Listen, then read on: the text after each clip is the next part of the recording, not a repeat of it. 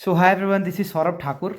और आज की जो वीडियो है वो काफ़ी अलग होने वाली है मेरे सब्सक्राइबर्स के लिए भी, और आप लोगों के लिए बहुत ही ज़्यादा बेनिफिशियल होने वाली है जो लोग इस वीडियो को देख रहे हैं। ठीक है, मुझे काफ़ी लोगों के क्वेश्चंस आए कि सर पीजीटी का एग्ज़ाम आ रहा है, HP PGT commission Himachal Pradesh का जो एग्ज़ाम आ रहा है उसके लिए हमें गाइड करें।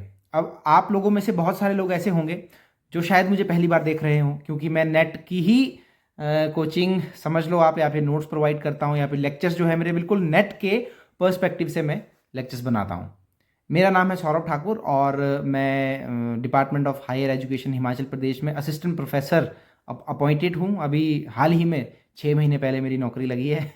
तो बात अगर हम करें पीजीटी की, तो आप लोगों में से बहुत लोगों की ये तमन्ना होगी कि हमें पीजीटी बनना है, एग्ज़ाम कैसे निकाले, कोई हमें गाइड करे, सिलेबस क्या है। और अगर सिलेबस आपको पता भी है तो आपको ये पता नहीं होगा कि इस सिलेबस को पढ़ना कैसे है, क्योंकि आप लोगों में से बहुत सारे ऐसे लोग होंगे जो टीजीटी की तैयारी करते होंगे पहले, लेकिन अब आपके सामने पीजीटी आ गया है। तो पीजीटी में आपको लिटरेचर पढ़ना पड़ेगा, है ना। This is all about English subject, तो you have to study literature very deeply. ठीक है, मुझे ऐसा लगता है कि इट शुड बी, हाँ, तो इसको आपने काफ़ी डीपली पढ़ना है। ठीक है, अगर मैं आपको यहाँ पे मैं आपसे सिलेबस डिस्कस करने वाला हूँ और आपको बताने वाला हूँ कि इसको कैसे कैसे पढ़ना है, आप कहाँ कहाँ से इसको पढ़ सकते हो और किस तरीके से पढ़ सकते हो। अब ये जो सिलेबस इस बार दिया है, कुछ चेंजेस किए हैं इस बार सिलेबस में। देखो, मैंने तो कभी पीजीटी का एग्ज़ाम नहीं दिया ज़िंदगी में, मैंने सीधा कॉलेज कैडर का कमीशन दिया और 6 बार नेट क्वालिफाइड हूँ मैं। एचपी सेट भी क्वालिफाई कर चुका हूँ और एमए गोल्ड मेडलिस्ट भी रह चुका हूँ। ये मैं आपको बताना चाहता हूँ ताकि आपको लगे कि जो मैं इन्फॉर्मेशन दे रहा हूँ वो ऑथेंटिक होगी। ठीक है, आप मुझ पर ट्रस्ट कर पाएँ। तो अगर मैं हिस्ट्री ऑफ जो पहली यूनिट है, यहाँ फ़ोन से देख के मैं सिलेबस आपको बताऊंगा, अगर आपने नहीं देखा है तो आप इसको नोट डाउन कर लेना।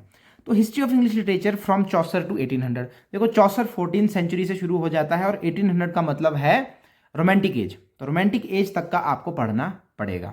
अब इसको कैसे पढ़ना है मैं बताता हूँ। ब्रिटिश हिस्ट्री के मैंने अपने नोट्स भी लॉन्च किए। मैं आपको बता दूं कि मेरे नोट्स जो है यूजीसी नेट के लिए all over India sell out होते हैं और बहुत ही अच्छा उसका फीडबैक भी है। बहुत सारे मेरे स्टूडेंट्स ने, आप मेरे चैनल पे मेरे लेक्चर्स देख सकते हैं, स्टूडेंट्स के कमेंट्स देख सकते हैं, बहुत सारे बच्चों ने नेट जेआरएफ क्वालिफाई किया है। तो बात अगर लिटरेचर की है तो लिटरेचर में तो कोई चेंजेस है नहीं, और इतिहास हिस्ट्री तो कभी चेंज होती ही नहीं है। हिस्ट्री रिपीट हो सकती है लेकिन चेंज नहीं हो सकती। ठीक है, तो जो history of English literature from Chaucer to 1800 है, उसके लिए ब्रिटिश हिस्ट्री के मैंने नोट्स लॉन्च किए। उसका लिंक आपको डिस्क्रिप्शन में मिल जाएगा। आप उस लिंक पे क्लिक करके उसके बारे में आप पढ़ें, कैसे उसको बाय करना है। आप जैसे ही आप पेमेंट करोगे उसके बाद वो ऑटोमेटिकली रिडायरेक्ट आपको करेगा और आप उन नोट्स को परचेज कर सकते हो बहुत ही कम प्राइस में। कोई भी अगर आप बुक लेते हो हिस्ट्री ऑफ इंग्लिश लिटरेचर के लिए तो आपको 600-700 पेजेस की वो मिलेगी, लेकिन मैंने 250 पेजेस में कॉम्पैक्ट किया है, बहुत ब्रीफ तरीके से, बहुत ब्रीफली और ल्यूसिड तरीके से मैंने वो नोट्स तैयार किए, वो आपके बहुत काम के होंगे। इसके बाद अगर हम 5वें नंबर पे देखें तो history of English literature 19th and 20th century भी आपको है, यानी कि चौसर से लेकर 20th सेंचुरी। 20th सेंचुरी का मतलब है पोस्ट मॉडर्न एरा। ठीक है, आपका रोमांटिक के बाद आपका विक्टोरियन आता है, विक्टोरियन के बाद मॉडर्न आता है, फिर पोस्ट मॉडर्न आता है। तो आपको पूरा पोस्ट मॉडर्न तक पढ़ना पड़ेगा। और जो ये ब्रिटिश हिस्ट्री के notes, history of English literature कहे या फिर ब्रिटिश हिस्ट्री कहे, इसके नोट्स जो मैंने बनाए हैं ये पूरा, ये तो ओल्ड इंग्लिश पीरियड से लेकर है।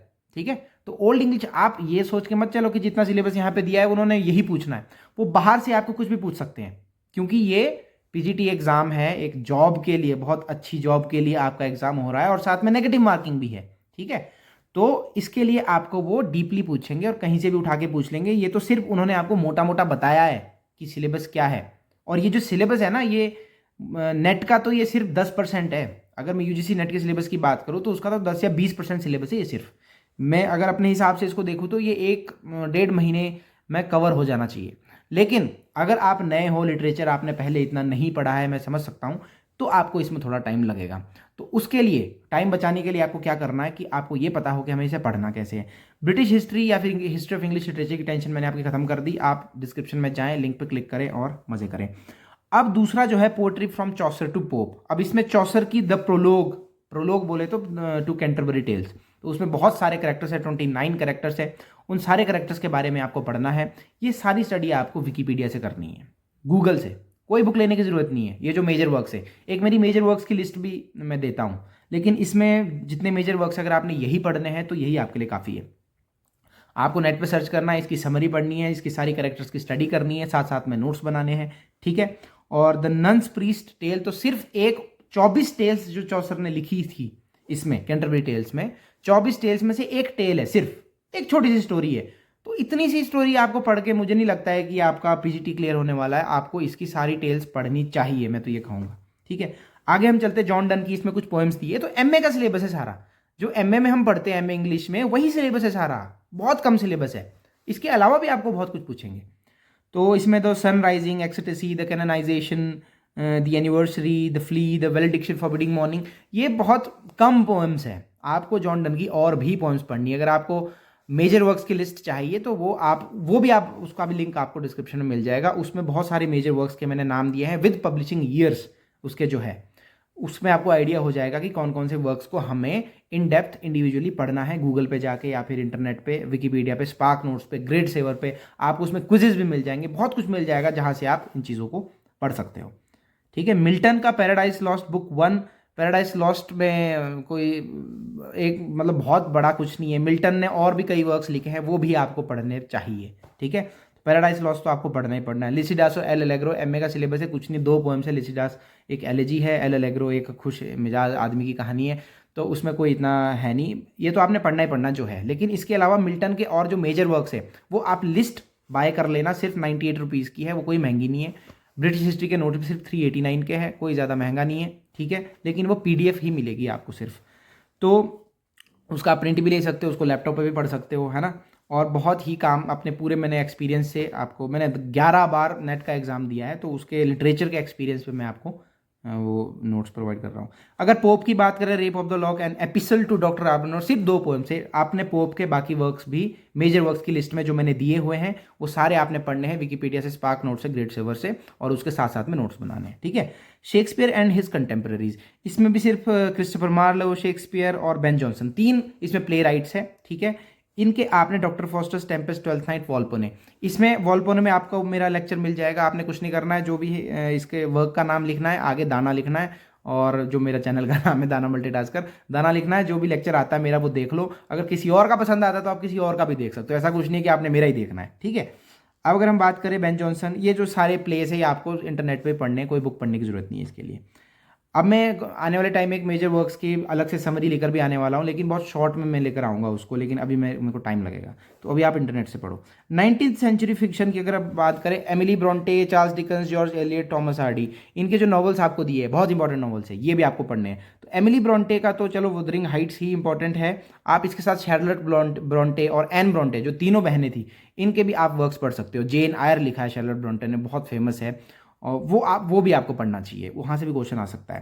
तो 19 और इसमें चार्ल्स डिकन्स का हार्ड टाइम्स, चार्ल्स डिकन्स ने तो पता नहीं 20-30 कितने नॉवेल्स लिखे और वर्ल्ड फेमस नॉवेल्स लिखे, उसको भी आपने पढ़ना है। वो मेजर वर्क्स की लिस्ट में आपको उसके जितने भी 5-6 जो मेजर जो मोस्ट इंपॉर्टेंट नॉवेल्स है वो आपको मिल जाएंगे, वो आपने पढ़ने ही पढ़ने हैं, ठीक है। उसके प्रॉपर नोट्स बनाने हैं और उसको फिर लास्ट में रिवाइज भी करना है, ठीक है।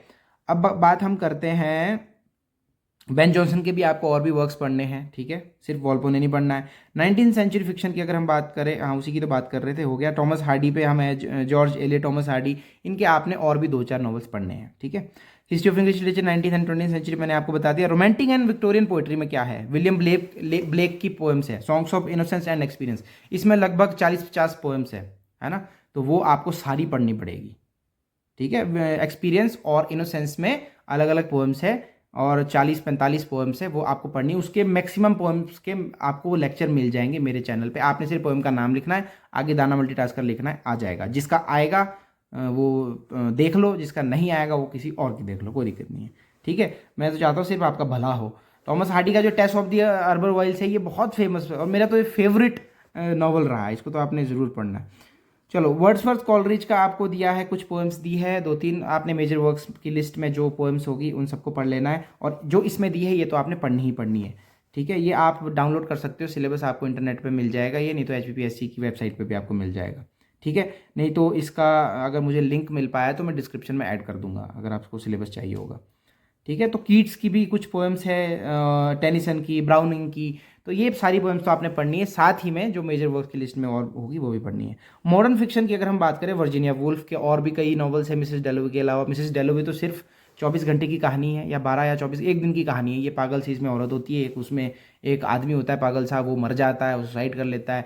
ये स्ट्रीम ऑफ कॉन्शियसनेस पे बेस्ड है, जो कि वर्जीनिया वुल्फ, जेम्स जॉयस वगैरह स्ट्रीम ऑफ कॉन्शियसनेस पे लिखा करते थे। यानी कि एक आपका जो फ्लो होता है थिंकिंग का, थॉट्स का, ठीक है, एक फ्लो होता है जो चला होता है, आप फ्लैशबैक में भी जाते हो, वो सारी चीज़ें स्ट्रीम ऑफ कॉन्शियसनेस है। ठीक है। आगे हम बात कर रहे हैं, जेम्स जॉयस का भी आ गया, portrait of artist as young man. इसका यूलिसिस भी पढ़ लेना आपने, 1922 में आया था, वो भी बहुत इंपॉर्टेंट है। ठीक है। और डीएच लॉरेंस के सन्स एंड लवर्स बहुत इंपॉर्टेंट है, 1913 में आया है ये। और भी इसके कई नॉवेल्स है मेजर वर्क्स की लिस्ट में, वो भी देख लेना है। जोसेफ कॉनरेड का हार्ट ऑफ डार्कनेस इंपॉर्टेंट है। ये सारे एमए में पढ़े हैं हमने। एम फॉस्टर का पैसेज टू इंडिया, सब नॉर्मल है। Growth and structure of English language, ये थोड़ा सा आपको कॉम्प्लिकेटेड लगेगा क्योंकि ये लिंग्विस्टिक्स है। ठीक है। तो इसमें हिस्ट्री ऑफ इंग्लिश लैंग्वेज होगी थोड़ी बहुत, उसके बाद में स्ट्रक्चर ऑफ लैंग्वेज होगा, यानी कि फनीम्स है, इसमें क्या क्या दिया है, consonants, vowels, stress, intonation, morphemes, इसमें डिप्थोंग्स, ट्रिप्थोंग्स वगैरह वगैरह। इसी घनश्याम की भी एक बुक आती है स्ट्रक्चर ऑफ लैंग्वेज की, वो आप ले सकते हो, थोड़ा इजी रहेगा। अगर आपको ऑनलाइन कुछ मिलता है, सर्च करके देखो, इसमें टॉपिक तो दिए हैं, मॉर्फीम सर्च करो क्या है, फनीम सर्च करो क्या है, अफिक्सिस क्या है, डेरिवेशनल, इन्फ्लेक्शनल मॉर्फीम्स क्या है, सारे सर्च करो, यूट्यूब पे सर्च करो, कहीं ना कहीं तो कुछ ना कुछ तो इसका मटेरियल मिलेगा। बुक लेनी है तो एसी बाउ की आप बुक ले सकते हो, किसी लाइब्रेरी में भी मिल जाएगी आपको ये। हमने जब पढ़ा था तो हमने तो लाइब्रेरी से इशू करवाई थी बुक, तो वहाँ पर, लेकिन वो काफ़ी कॉम्प्लिकेटेड बुक है, काफ़ी कॉम्प्लेक्स है उसकी लैंग्वेज। इसकी आपको काफ़ी ईजी लैंग्वेज रहेगी। ठीक है। घनश्याम की, रामा ब्रदर्स की आती है शायद, ये नहीं मिलती है तो आपको मैंने बता दिया ऑनलाइन पढ़ो। हाँ जी, अब आता है मेरा अपना एक्सपर्टीज जिस फील्ड में है, literary theory and literary criticism. दोनों की प्लेलिस्ट बनी है मेरे चैनल पे, थियरी के की भी और क्रिटिसिज्म की, और दोनों के आपको नोट्स भी मिल जाएंगे, डिस्क्रिप्शन में लिंक होगा वहां से। ठीक है। क्रिटिसिज्म की अगर मैं बात करूं तो एरिस्टोटल में मेरा 1 घंटे का लेक्चर है, और अगर आपने वो ये लेक्चर एक बार देख लिया तो जिंदगी भर के लिए आपको एरिस्टोटल दोबारा देखने की जरूरत नहीं पड़ेगी। प्लेटो का भी ऐसा है, प्लेटो का भी देख लेना, इसमें प्लेटो है नहीं, और प्लेटो पढ़ लेना। अगर प्लेटो नहीं पढ़ा है तो आपको एरिस्टोटल समझ नहीं आएगा, क्योंकि प्लेटो एरिस्टोटल का गुरु था। ठीक है। तो जो उसके गुरु ने बातें बोली है उसी को डिस्कस कर रहा है, उसी को क्रिटिसाइज कर रहा है हमारा एरिस्टोटल, और कुछ अपनी भी नए नए कंसेप्ट, वो टर्म्स लेकर आया है। तो इसीलिए आपको दोनों को पढ़ना बहुत ज्यादा इंपॉर्टेंट है। ठीक है। तो दोनों लेक्चर्स मेरे देख लेना। भरत मुनि का जो नाट्य शास्त्र है, इसमें रसा थियरी होगी, 8-9 प्रकार के जो रस होते हैं, रसा होते हैं, वो ऑनलाइन आपको मिल जाएगा, यूट्यूब पे लेक्चर मिल जाएगा। इसमें मेरा लेक्चर अभी तक नहीं है। ड्राइडन की अगर मैं बात करूं, एसे ऑफ ड्रामेटिक पोएसी, इसमें 4 लोग हैं, आपस में ये बातचीत करते हैं, कोई एंशियंट ड्रामा को सपोर्ट कर रहा है, कोई फ्रेंच को कर रहा है, कोई इंग्लिश को कर रहा है, कोई ट्रेजिक कॉमेडी को कर रहा है, कोई राइम पे बात कर रहा है, कोई मीटर पे बात कर रहा है। इस पे भी मेरा लेक्चर आपको मिल जाएगा यूट्यूब पे। ठीक है। कॉलरिज का बायोग्राफी लिटरेरिया, इस पे भी primary imagination, secondary imagination and fancy, ये 3 कंसेप्ट है इसके मेन, उस पे भी मेरा लेक्चर आपको मिल जाएगा। आर्नल्ड और एलियट में मैंने अभी लेक्चर नहीं बनाया, वो मैंने बनाना है आने वाले टाइम में, लेकिन किसी और का मिल जाएगा तो देख लेना। ठीक है। क्रिटिसिज्म में अब बात आती है, मैं आपको इसके साथ ही पहले थियरी का भी बता दूं। थियरी बड़ा नीचे रखा है इन्होंने। हाँ, थियरी पे तो जितने भी थियरिस्ट हैं ना, ये सिर्फ एक फर्स्ट वाले अज्ञेय को छोड़ के, Ferdinand de Saussure, Jacques Derrida, Roland Barthes, Elaine Showalter, JH Miller, Homi K Bhabha, इन सभी लोगों पे मेरे लेक्चर्स आपको मिल जाएंगे। मेरी प्लेलिस्ट में जाओ, लिटरेरी थियरी की प्लेलिस्ट में जाओ, वहां पे लेक्चर मिल जाएगा। नहीं तो एक एक राइटर को आप सर्च करके, दाना मल्टीटास्कर लिख के सर्च करके देखो, मजा आ जाएगा आपको। समझ आता है तो देखो, नहीं समझ आता तो किसी और का देखो, कोई दिक्कत नहीं है। ठीक है। और आपको अच्छा ही लगेगा, ऐसा नहीं है, बढ़िया लगेगा आपको, मजा आएगा, ऐसा कुछ नहीं है ना। तो ये सारे जितने थियरी के, आप नोट्स भी ले सकते हो, लेक्चर देखो साथ में नोट्स पढ़ो, क्योंकि नोट्स में और भी कई थियरिस्ट हैं जिनमें से क्वेश्चंस आपको आ सकते हैं। थियरिस्ट के सिर्फ आपने कंसेप्ट पढ़ने, किसने कौन सा कंसेप्ट दिया है, ठीक है, और उस कंसेप्ट का मतलब क्या है, कौन सी बुक लिखी है और कौन सी सन में लिखी है। ब्रिटिश हिस्ट्री में भी आपने यही करना है, जितने भी ऑथर्स हैं उन्होंने कौन सी बुक लिखी है, कौन से ईयर में लिखी है, क्योंकि उसकी क्रोनोलॉजी आपको पूछी जाएगी। ठीक है। उसमें कुछ बीच में और भी चीज़ें, जैसे यूनिवर्सिटी विट्स है, स्कॉटिश चौसेरियंस है, इंग्लिश चौसेरियंस है, आपका कॉमेडी ऑफ मैनर्स है, कॉमेडी ऑफ ह्यूमर्स है, उसमें कौन कौन से राइटर्स आते हैं, उनका क्या थीम्स रहते थे, क्या लिखने का तरीका रहता था, क्या स्टाइल रहता था, वो सारी चीज़ें बीच बीच में कई चीज़ें आएगी। रोमांटिक एज के क्या फीचर्स थे, उससे पहले जो था आपका एडिसन स्टील और पोप, उसने एडिसन और स्टील ने जो कुछ मैगजीन्स लॉन्च की थी, स्पेक्टेटर लॉन्च किया था, टेटलर लॉन्च किया था, कब किया था, कौन सा पहले आया था, किस में कितने नंबर इशू हुए थे, ऐसे ऐसे क्वेश्चंस आपको आएंगे। कौन सी बुक किसने लिखी है और कब लिखी है, ये चीज सबसे ज्यादा इंपॉर्टेंट है। और ऑथर की लाइफ के बारे में भी थोड़ा बहुत मेन चीज, उसका प्रोफेशन क्या था, थोड़ा बहुत, ज्यादा उसकी डेप्थ में जाने की जरूरत नहीं है ऑथर की लाइफ के बारे में, ठीक है। अब इसमें जो बाकी सिलेबस है, जैसे कि modern British and American poetry, WB T.S. Eliot, Auden, Walt Whitman, Robert Frost, जितनी भी इनकी पोएम्स दी है, सेम तरीका है पढ़ने का इंटरनेट से, Wikipedia, spark notes, grade saver, वहां से पढ़ो, समरी पढ़ो, थीम्स पढ़ो, इसका पोएम का एनालिसिस पढ़ो, ठीक है। और पोएम्स की कुछ कोटेशन भी याद करो, ओपनिंग लाइन याद कर लो, एंडिंग लाइन याद कर लो, ठीक है। और सर्च कर लो कि most important quotation from particular poem, poem का नाम लिख दिया, उसमें जो 2-4 कोटेशन आ रही है उसको लिख लो, उसको याद कर लो, क्या पता कोटेशंस भी आ जाए वहां पे कि बताओ ये कोटेशन कौन सी पोएम से है, ठीक है। क्योंकि यूजीसी नेट में ऐसे क्वेश्चंस आते हैं, तो पीजीटी में भी आने की पूरी संभावना है। एचपी सेट भी मैंने दिया है, वो भी मैंने 2019 में क्वालिफाई किया था, तो उसमें भी इस टाइप के क्वेश्चंस आते हैं। आपको राइम पे भी क्वेश्चन आ सकता है, मीटर पे क्वेश्चन आ सकता है, ठीक है। आपको राइम स्कीम पे क्वेश्चन आ सकता है, स्पेंसेरियन स्टैंजा में बताओ राइम स्कीम क्या है, शेक्सपियरियन सोनेट में बताओ क्या राइम स्कीम है, ठीक है। तो इस तरीके से आपको राइम स्कीम भी पूछी जा सकती है, ठीक है। अब जो मॉडर्न ब्रिटिश ड्रामा है, GB Shaw, Oscar Wilde, TS Eliot, John Dryden, सबका सेम तरीका रहेगा। जितने भी ड्रामा है, नॉवल है, पोएट्री है, आपको वो इसी तरीके से पढ़नी है, ठीक है। अब ये फ़ोन भी किसी और का है मेरे पास और ये बज गया है, अब मेरे को काटना पड़ेगा, ठीक है, क्योंकि मैं आपका वक्त नहीं काट सकता आपके साथ तो मेरे को चलना पड़ेगा, क्योंकि आप भी मेरे साथ हो, 15 मिनट 16 मिनट हो गए, देख ही रहे हो, तो ऑब्वियसली आप सीरियस होंगे ही अपनी लाइफ के बारे में, अपने करियर के बारे में। लगता है आपकी डेडिकेशन देख के लगता है आप बहुत सीरियस हो, तो इसीलिए मैं आप लोगों की खातिर ही ये वीडियो बना रहा हूँ। वैसे मैं यूजीसी नेट के लिए ही गाइड करता हूँ बच्चों को ज़्यादातर। हाँ, फिर आपका आता है ये वर्ल्ड लिटरेचर में। वर्ल्ड लिटरेचर में यानी कि वर्ल्ड फिक्शन आ गया आपका, जितने भी इसमें राइटर्स हैं इसको भी पढ़ना है आपने सेम तरीके से। इनके जो वर्क्स दिए हैं, चिनुआ अचीबे है, अर्नेस्ट हेमिंग्वे, मार्गरेट एटवुड, ये कैनेडियन आ गए, ठीक है। चिनुआ अचीबे आ गया आपका, साउथ अफ्रीकन आ गया, वी.एस. नायपॉल आ गया आपका, ट्रिनिडेड का। और अफ्रीकन में और भी जितने भी है, इसको सेम तरीके से पढ़ना है आपने। ऑस्ट्रेलियन लिटरेचर में पैट्रिक वाइट सबसे मेन ऑथर है ऑस्ट्रेलिया का, ठीक है। और कैनेडियन लिटरेचर में भी जो जो भी लोग हैं, इनके जो वर्क्स आपको दिए हैं उसको आपने इंटरनेट से ही पढ़ना है, बेस्ट वे है, ठीक है।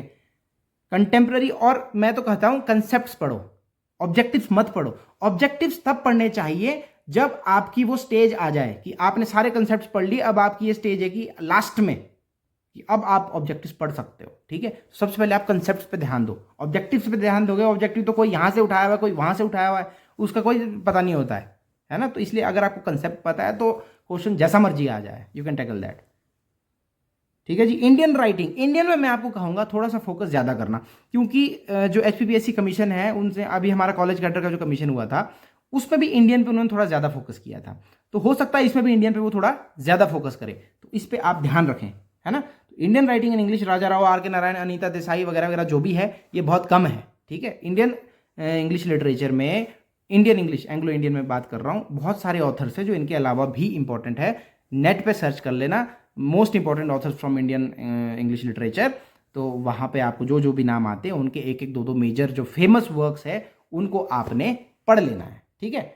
मॉडर्न यूरोपियन ड्रामा में भी सेम चीज़ है। बर्टोल्ड ब्रेस्ट, इब्सन, ये एपिक थिएटर का बंदा है बर्टोल्ड ब्रेस्ट, और Heinrich Ibsen, Anton Chekhov, Samuel Beckett, बहुत खतरनाक Samuel Beckett, theatre of absurd, ठीक है, मीनिंगलेसनेस, तो ये सारी चीज़ें, वेटिंग फॉर गॉडो, वो वेट कर रहे बंदा आ ही नहीं रहा है, वेट कर रहे बंदा आ ही नहीं, बहुत मीनिंगलेसनेस वाली चीज़ें जो अमेरिका में भी उस टाइम इस टाइम का चला हुआ था। अमेरिकन ड्रीम की अगर हम बात करते हैं, जैसे यूजीन ओनील के डिजायर अंडर द एल्म्स, इस पे भी आपको मेरा लेक्चर मिल जाएगा। Death of a salesman, Arthur Miller, इस पे भी लेक्चर मिल जाएगा। ये मैंने तब बनाया था जब मैं मास्टर्स में हुआ करता था, छोटा हुआ करता था उस वक्त, तो ये सारे आपको लेक्चर में। Edward Albee, who is afraid of Virginia Woolf, बहुत, इस पे भी मेरा लेक्चर है, तो बहुत मज़ेदार चीज़ें हैं ये सारी। इंडियन राइटिंग एंड ट्रांसलेशन, ये सब आपको इंटरनेट से ही पढ़ना है, जितना भी बाकी बच गया नेटिव राइटिंग वगैरह वगैरह वगैरह, ठीक है। जितने भी इसमें राइटर्स है उसके वर्क्स है। जो मेन चीज़ थी, ब्रिटिश हिस्ट्री को कैसे पढ़ना है, थियरी कैसे पढ़ना है, क्रिटिसिज्म कैसे पढ़ना है, क्रिटिसिज्म भी सेम वही, किसने कौन सा वर्क लिखा, कौन सी डेट में लिखा, और किसने किसके बारे में क्या बात बोली। मेरे लेक्चर्स आप देख लोगे, उसके साथ साथ नोट्स बना लोगे, और साथ में जो मैं आपको नोट्स बताए हैं उसको लेकर के साथ में नोट्स खोल दिए, एक तरफ मेरा लेक्चर चला दिया, जिंदगी का मजा आ जाएगा, एग्जाम क्लियर हो जाएगा अगर आप रिलीजियसली फॉलो करते हो, ठीक है। मैं ये नहीं कह रहा सिर्फ मुझे ही फॉलो करो, ठीक है, लेकिन अगर आप मुझे फॉलो कर रहे हो तो पूरा रिलीजियसली, पूरा अच्छे तरीके से फॉलो करना, आपको ये चीज़ें उदास नहीं करेगी, मेरे नोट्स मेरे लेक्चर्स आपको बिल्कुल भी उदास नहीं करेंगे, आपको पक्का फायदा देकर जाएंगे। ठीक है, ओके बाय। आप सभी लोगों को ऑल द बेस्ट। बाकी तो इसमें बीएड का सिलेबस है, बीएड मैंने की नहीं है भाई, ठीक है, बीएड का मैं कुछ नहीं बता सकता आपको, और यही बता सकता था लिटरेचर का जो मैंने आपको बताया, और आप इसको इस तरीके से पढ़ें और मजे करो। ठीक है, okay bye, all the best, best wishes, bye.